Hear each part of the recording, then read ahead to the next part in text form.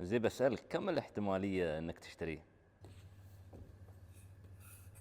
لحظة، بتخيل اني اشتري لوحة سيارة رقم دبي وقيمته تروح لمشروع خيري مثل وقف المليار وجبة.